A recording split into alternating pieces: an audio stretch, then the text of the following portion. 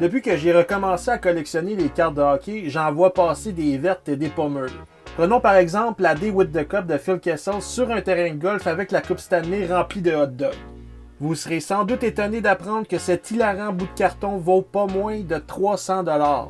Évidemment, je n'ai pas vraiment le budget pour me la procurer, mais ça m'a poussé à faire des recherches pour trouver d'autres cartes de hockey un peu moins dispendieuses avec des thèmes ou des photos plutôt loufoques.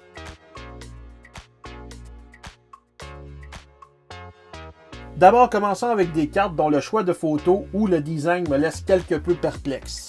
Prenons cette carte O-Pee-Chee de 1981 de Dave Farish. Je veux dire la moitié de Dave Farish. Parce que sur la photo, prise près de la bande, on ne voit qu'une portion de Farish.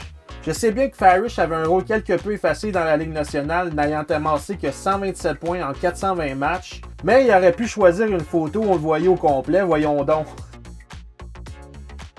À première vue, cette carte O-Pee-Chee de 1986 de Gary Nylund a l'air bien correcte. Il avait bel et bien signé comme agent libre avec les Blackhawks durant l'été 86. Mais regardez bien le logo sur le chandail d'un peu plus près. On dirait un dessin d'un enfant de 8 ans. Et oui, O-Pee-Chee avait dû faire recolorier le chandail de Nylund, qui s'alignait pour les Maple Leafs la saison précédente. C'est bien beau tout ça, mais ils ont omis de recolorier le casque qui est toujours bleu. Pas fort, chef. En regardant cette carte Upper Deck de 1992 de Sandy Souza Lynch, on ne remarque rien d'anormal. Laissez-moi juste le temps de retourner la carte de côté. Monsieur, là on parle! Souza Lynch nous a réservé sa plus belle grimace derrière la carte. Avec une photo pareille, qui aurait pensé qu'un jour ce poltron allait devenir le meilleur marqueur laiton de l'histoire de la Ligue nationale? Vous connaissez tous Jarome Iginla pour ses talents de marqueur, mais il était également un excellent mannequin, comme en témoigne cette carte Upper Deck de 1997. Visez-moi ce regard perçant. Soulignons aussi l'utilisation judicieuse du clair-obscur par le photographe. Merci à mes cours d'histoire de l'art au cégep pour ce fabuleux terme, mais on ne voit que la tête du bon Jarome sur la carte. Ça me fait penser à la pochette du premier album de George Thurston, alias Boule Noire. Finissons ce segment avec une carte au choix de photos assez discutable, merci. C'est une carte de la série Stadium Report originaire de République tchèque de Josef Stumpel qui se fait étamper dans la bande. Disons que la carte est sujette à plusieurs interprétations saugrenues que je vais tenter de taire. Difficile de dire si Josef apprécie le moment ou non, hein? Ça me fait penser à une autre carte, celle de Kelly Rudy de Pro 7 1991-92. Sur la photo, Chris Goff-Daris saute pour éviter le disque et on dirait que le manche du bâton de Rudy... Enfin bref, voilà.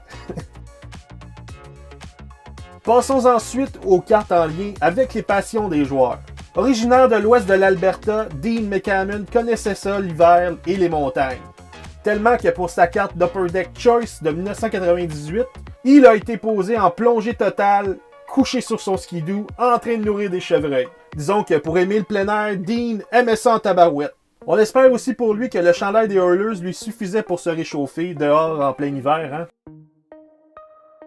Joey Juneau est connu pour avoir de multiples talents. Par exemple, il est un ingénieur en aéronautique et un pilote d'avion d'expérience. Mais saviez-vous qu'il était aussi un excellent drummer? Juneau a même enregistré un disque avec son groupe Off Wings dans les années 90. Cette carte Upper Deck Be A Player, autographiée de 1996 de Joey, est un véritable artefact. En parlant d'artefact, si vous voudriez vous procurer son disque compact, sachez qu'il est disponible pour 80$ US sur eBay. À qui la chance? Dans le cas d'Eric Tabaracci, sa passion, c'est la moto. Sur cette carte Top Stadium Club de 1992, le gardien substitut des Jets de Winnipeg a l'air tout droit sorti de la série Sons of Anarchy avec ses grosses berniques et son côte de cuir. Il est prêt pour une bonne ride le long de la 132. En tout cas, Tabaracci, qui a, on dirait, un nom de sac québéco-italien, n'était pas le seul passionné de moto à cette époque. Ici, Doug Gilmour pose fièrement avec son manteau de cuir dans le vestiaire. Cette carte provient de la série Upper Deck Profiles de 1992-93 et je vous réserve une vidéo complète sur cette série dans un futur proche. Finissons ça en beauté avec la catégorie « Qu'est-ce que c'est ça ?» Mathieu Nieto a sans doute la signature la plus loufoque qui m'a été donnée de voir. Elle est digne d'un bambin de 20 mois qui tend fièrement son premier barbeau fait à la garderie pour ses parents. Ce sont des jolies petites vaguelettes. Et c'est pas juste sur cette carte-là, non. Nieto signe comme ça sur toutes ses cartes. Tu sais, c'est chose commune que les joueurs ne se forcent pas vraiment pour soigner leur signature, mais Nieto remporte clairement la palme dans cette catégorie-là. J'ai baptisé la carte suivante Dino et son Rhino. Sur cette carte Upper Deck Choice de 1998, on y voit le vétéran des Panthers Dino Cessarelli donnant une belle grosse carotte à manger à un énorme rhinocéros. Je trouve que Dino, il a pas l'air trop à l'aise là-dessus. Il semble tenter le plus possible de ne pas se faire snapper un doigt. En tout cas, c'est un superbe moment capté sur le vif. Mais c'est quoi le rapport avec le hockey? Je répondrai à cette question, on s'en fiche. En voilà une autre spectaculaire ici, là. Cameron Mann de la série Black Diamond de 1998. Visiblement, il y a un problème d'odeur avec ses patins. Est-ce que vous auriez peut-être du Febreze pour lui? Bref, on comprend bien que Mann était un petit comique, hein? Dommage qu'il n'a pas pu connaître une brillante carrière dans la Ligue nationale. Le bon Cameron a été éliminé à 93 petits matchs dans le circuit Batman. Sa puanteur de pied lui a peut-être nu, je sais pas, peut-être, qui sait. Et voici enfin le Saint Graal en ce qui concerne les cartes loufoques. Olaf Kolzig de la série Pinnacle de 1995. Je pense que comme concept, ça bat des records. Le gardien des Capitals, assis au banc, tenant un hot dog avec son prénom Olaf écrit avec de la moutarde. Tout simplement magnifique. Après la photo, il a certainement dû se régaler si on se fie à son sourire fendu jusqu'aux oreilles, hein?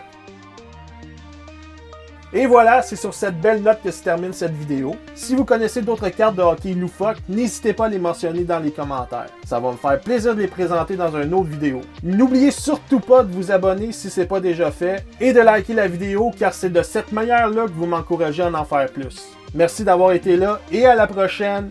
Bye!